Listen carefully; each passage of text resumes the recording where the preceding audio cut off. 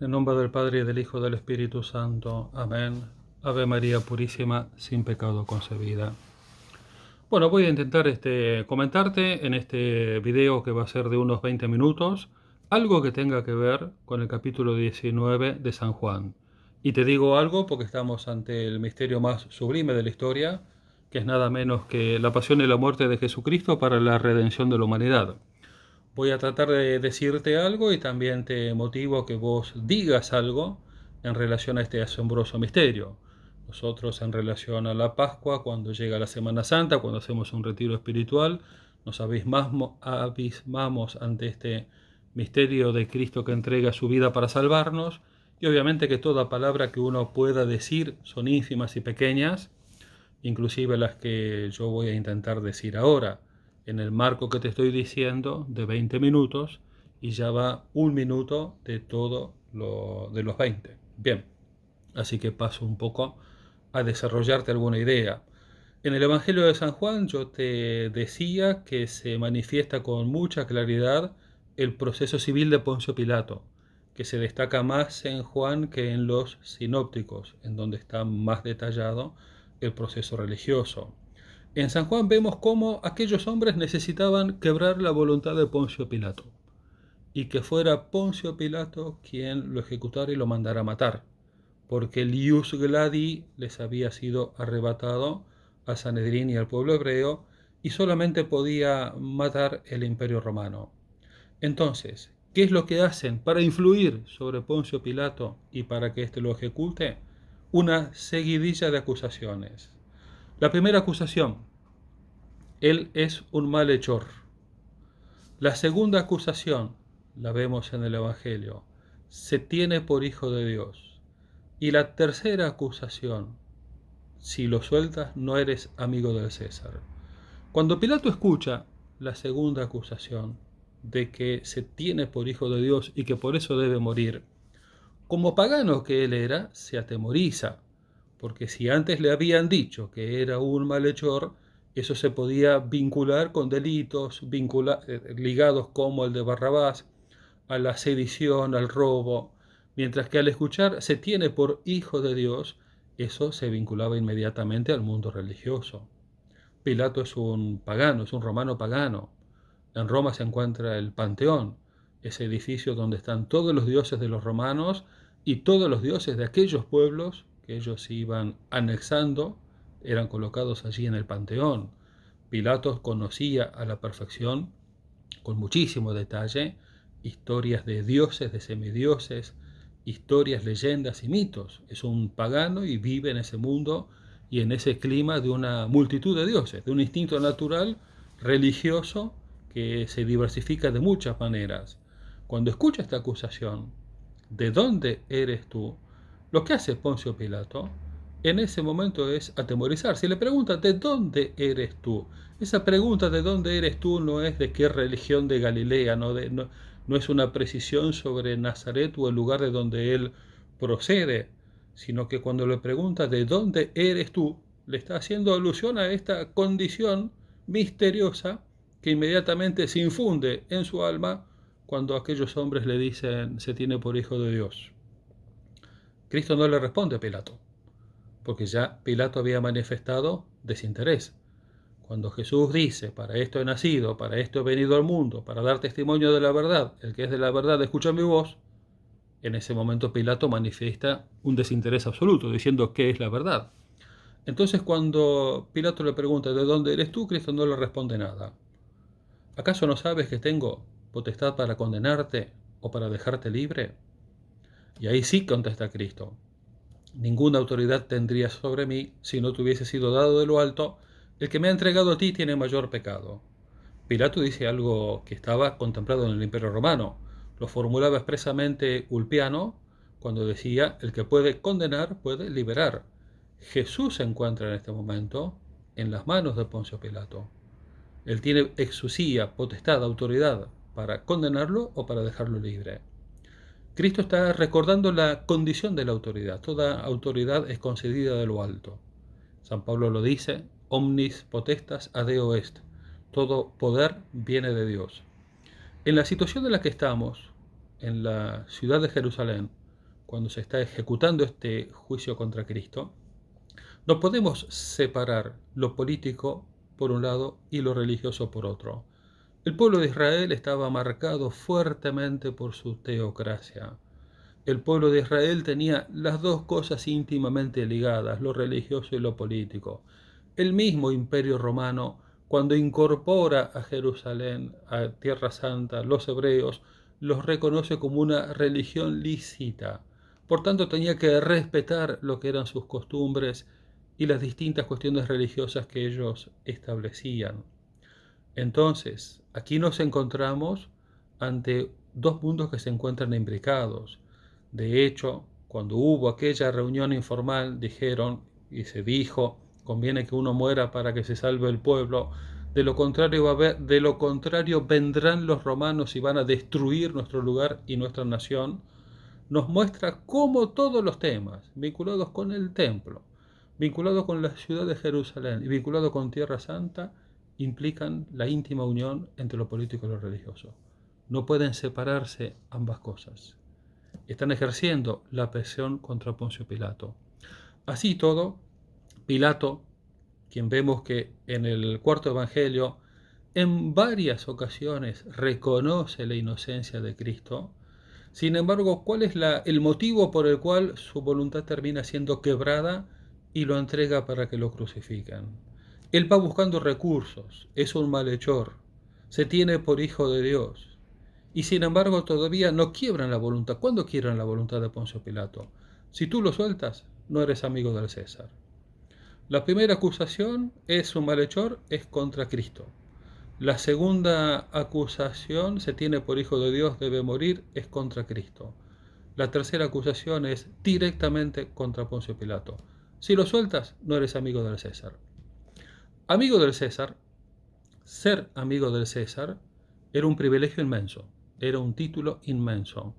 Aquel que era amigo del César disfrutaba, gozaba de una condición especial.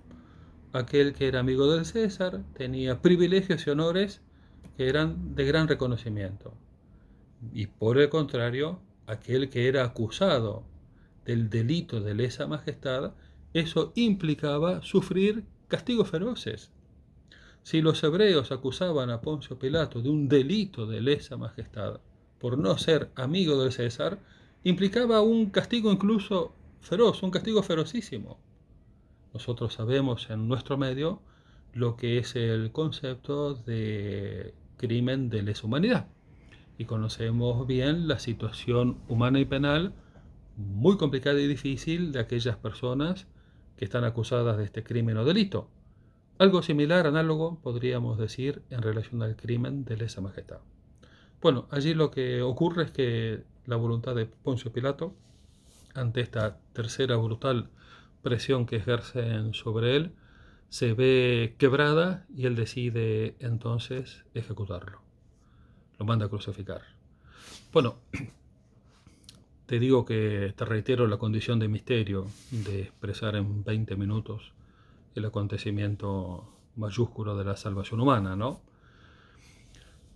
Sigamos un poco con esta temática, tiene que ver con el cuarto evangelio. Jesús Nazareno, rey de los judíos. Todos los evangelios traen la inscripción en la cruz, pero Poncio Pilato es el que destaca la presencia de Nazarenus, Iesus Nazarenus Rex Iudeorum. Eso es lo que se llama un titulus. Cuando se ejecutaba a un criminal, lo que había que hacer era darle la razón de la muerte. Esta es la razón por la cual Poncio Pilato lo está ejecutando. Jesús Nazareno, rey de los judíos. La realeza de Cristo, su condición real, el reino que él detenta, es la causa por la cual él termina matándolo. Allí en ese título tenía que estar escrito. Ese título tenía que ser leído en voz alta ante el reo y los asistentes de la ejecución.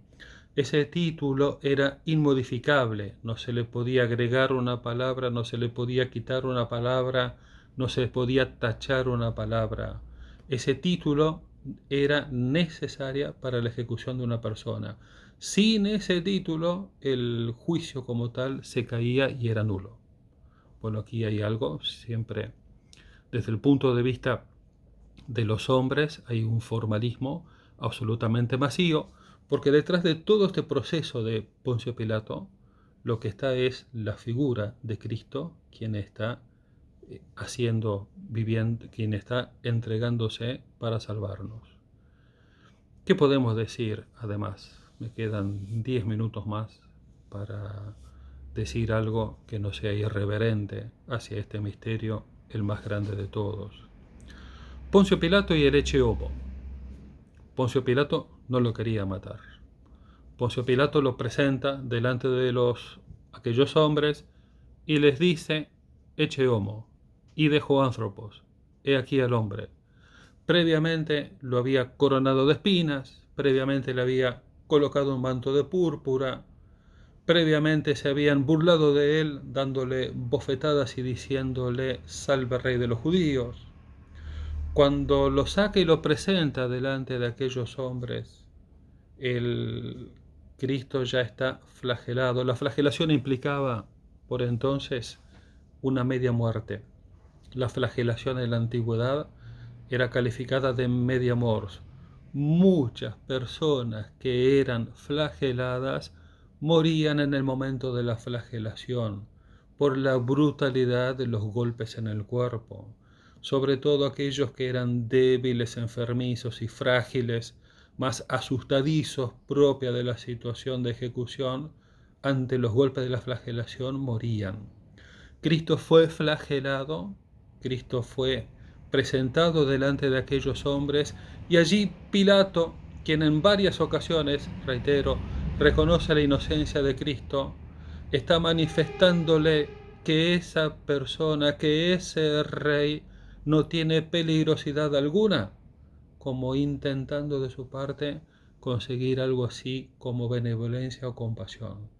Por el contrario, aquellos hombres continuaron con lo mismo y dijeron: crucifícale, crucifícale. Ecce homo, idujo anthropos. Detrás de esta expresión podemos vincularlo y ligarlo con la enorme profecía del Hijo del Hombre de Daniel. El Hijo del Hombre es el que está entregándose aquí. El Hijo del Hombre, a quien se le ha confiado toda autoridad, es aquí quien está ofreciéndose para salvarnos. El Hijo del Hombre es aquella expresión que viene de los profetas y que en los evangelios solo Jesús usa para sí mismo. No lo usa nadie en relación a él.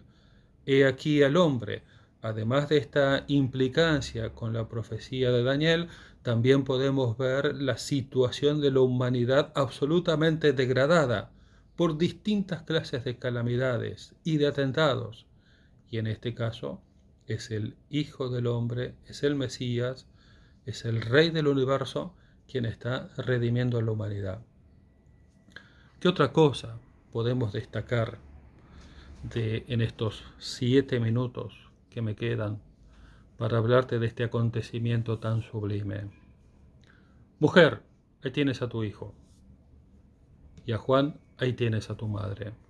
Mujer, ahí tienes a tu hijo. María es siempre virgen. María es virgen antes del parto, durante el parto y después del parto. María, cuando da a luz a Jesús, lo envuelve en pañales y lo recuesta en un pesebre. María es partera y parturienta a la vez. María no tiene dolores de parto cuando da a luz a Jesús. Aquellos dolores de parto que estuvieron ausentes cuando fue la Navidad, sí se encuentran presentes ahora en el momento de la cruz, porque María Santísima está uniéndose plena y perfectamente al sacrificio de su Hijo y nos está engendrando a todos nosotros como hijos allí al pie de la cruz. Mujer, ahí tienes a tu hijo. Pongo enemistad entre ti y la mujer, entre tu linaje y el suyo. Él te aplastará la cabeza. O bien, siguiendo a San Jerónimo, a quien celebramos hace muy poquito, ella te aplastará la cabeza. Pongo enemistad entre ti y la mujer, entre tu linaje y el suyo. Y también vinculamos, mujer, ahí tienes a tu hijo, con aquello de: y se vio una gran señal en el cielo, una mujer revestida de sol, y todo lo que conocemos del Apocalipsis 12. Esa mujer se encuentra presente al pie de la cruz. Esa mujer había estado en las bodas de Caná, mujer que a ti y a mí. La intervención y la presencia de la mujer, de esta mujer, en el contexto de la salvación de la humanidad, desde el Génesis al Apocalipsis, con este momento crucial de la pasión de Cristo, es de primer orden. ¿Qué más podría decirte en relación a la muerte de Cristo?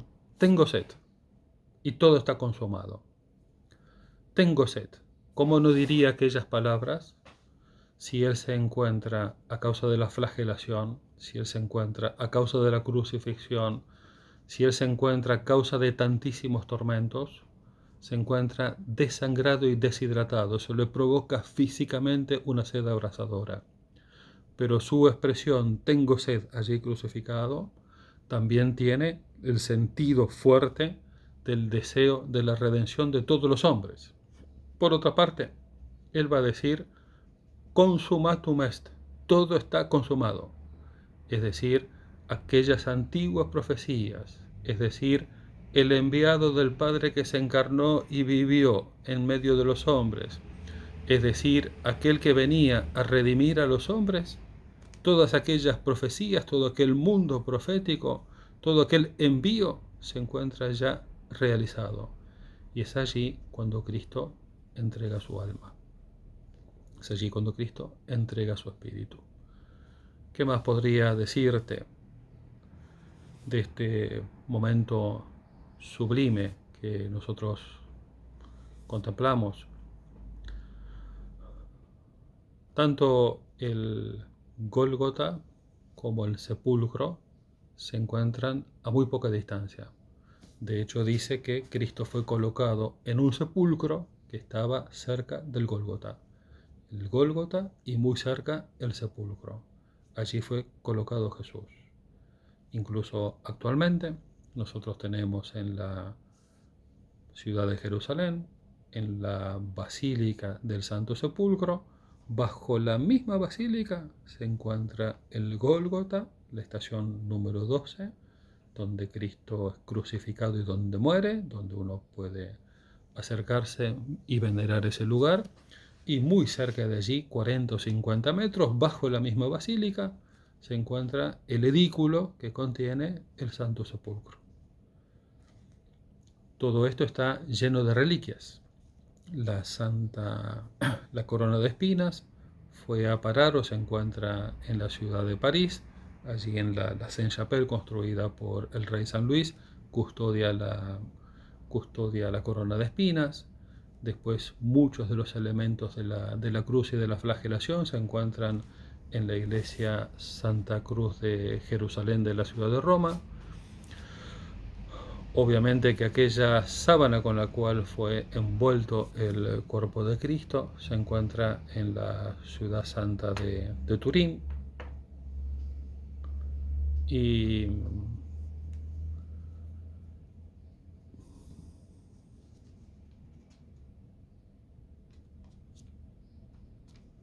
bueno, no sé qué más decirte. Al final el video termina siendo de menos de 20 minutos. Son, bueno, lo que llegué a decirte es esto. Fíjate qué es lo que vos podés leer, fíjate qué es lo que vos podés meditar en relación a esto y trata de expresarlo y hacerlo en un video de 19 minutos. Ave María Purísima, sin pecado concebida, San Juan Evangelista, ruega por nosotros. En el nombre del Padre, y del Hijo, y del Espíritu Santo. Amén. Si es de 10 minutos, suficiente. Chao.